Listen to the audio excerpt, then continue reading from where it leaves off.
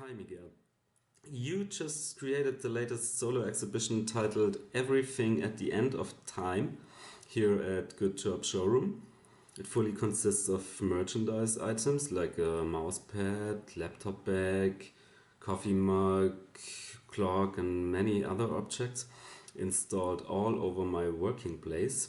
They all show the same picture on them and are spamming every corner of the desk.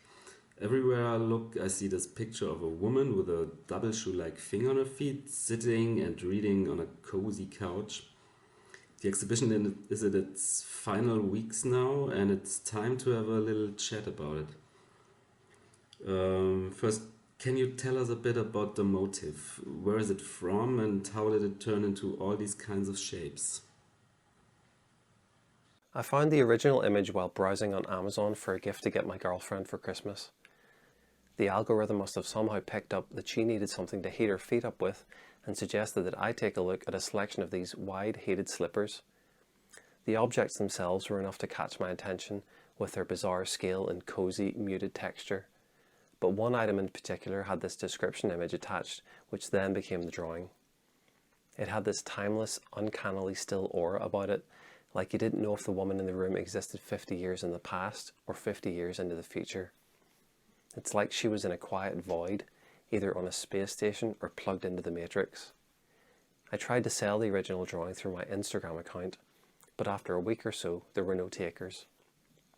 I then decided to build a conceptual art project around my failure to sell an original drawing and turned one image into a range of 80 or so merchandise items through Redbubble, a megalithic online print-on-demand factory.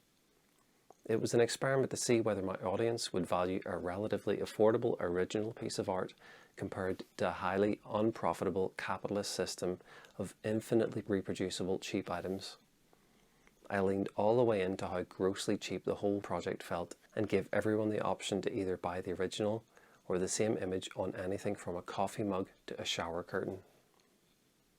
So you turned that product image into a handcrafted, unique piece of art. But just after that crucial act, when it comes to numbers and quality, you took a former step back by producing and offering every different kind of merchandise item out of it.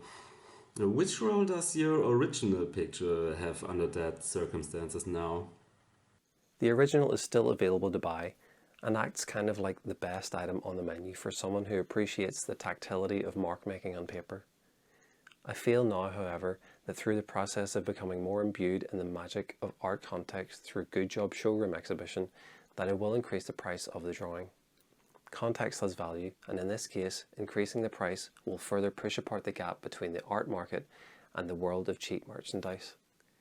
I may just keep increasing the price month after month and hopefully also profit from the source material, which presumably belongs to Amazon. Ideally, I would want thousands of people to own a reproduction and belong to the widening lore of the original photograph. On first sight, the whole installation may look a little funny and absurd. Yet after a second look, many people will sense quite some taste of madness and that unmerciful repetition of the same picture over and over again. How close are wit and horror to each other for you? There is definitely an overlap in many of my projects, although my own category of wit comes more from a sense of eerie cuteness, where there is a playful accessibility but with knowingly sinister undertones. The horror elements are more connected to Freud's theories of the uncanny, where objects and environments create a sense of unease through their familiarity, yet instinctively feel strange or unsettling. Repetition is a key element of the uncanny, an obsessiveness with one thing, causing the mental illness of monomania. I also find it funny that there is nothing inherently disturbing or dangerous about the image itself, yet simply by presenting it as a showroom of merchandise in an office space, it becomes kind of like a serial killer's trophy room. The exhibition is in parts clearly about making people buy the items. There even is an ordinary price list like this. Therefore, it also is the not always so easy attempt to make money by selling art. Excuse me for asking so directly, but do you have a job beside being an artist to earn your living? Yes, I have a day job that is not connected to my art practice. I am self-employed, so I can do this job for as many or as little hours a week as I wish. Sometimes if I get an advance on a longer term art project, I can work for months without having to do my day job, which is perfect. I have also turned my day job into somewhat of an art project, where I produce images from it which I upload to an anonymous Instagram account unaffiliated with me or my name. It is a way to still be creative and not feel like I'm completely wasting my time away from my art practice. I really enjoy bringing the two worlds together like that, which is why I appreciate Good Job Showroom so much.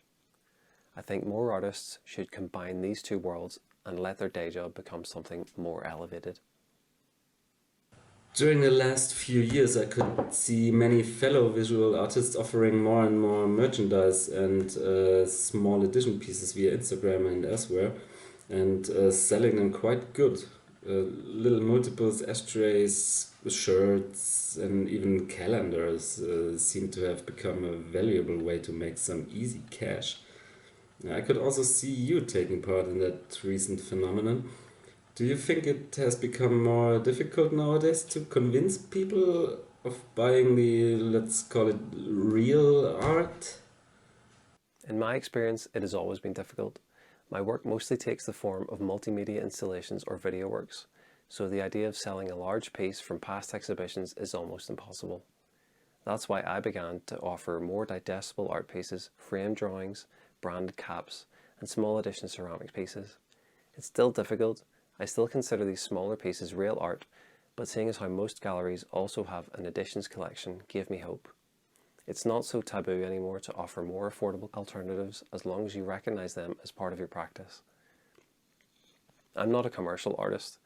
I've never been represented by a gallery. I don't even have a studio. I'm just one guy in my bedroom trying to get the next opportunity to make something new. But I think yes, it's also more difficult nowadays because the online art market is completely flooded with artists trying to do the same thing. There is so much option and not enough buyers. In the UK, a Hastings-based artist called Matthew Burrows began an online campaign called the Artist Support Pledge. If you sold 5 of your own artworks, priced at £200 maximum, you would use money from the 5th piece to purchase another artist's work within the network. It was a very valuable incentive to push your work, as you could only be rewarding yourself with someone else's artwork. Though in saying that, I only sold 2 pieces, so what can you do? So, do you think you would enjoy doing an 8-hour shift at that desk here? Depends. How comfy is my cushion? No, in fact, being trapped in such kind of a dictated comfort zone for weeks wasn't that much of a horror at all. And especially the cushion did really feel good to my back. I'm sure the people who are now happy owners of your items will agree with me. So, big thanks for your effort and this interesting installation. It was a pleasure having you at the office. Wish you all the best in 2022 and the future. So, yeah, take care.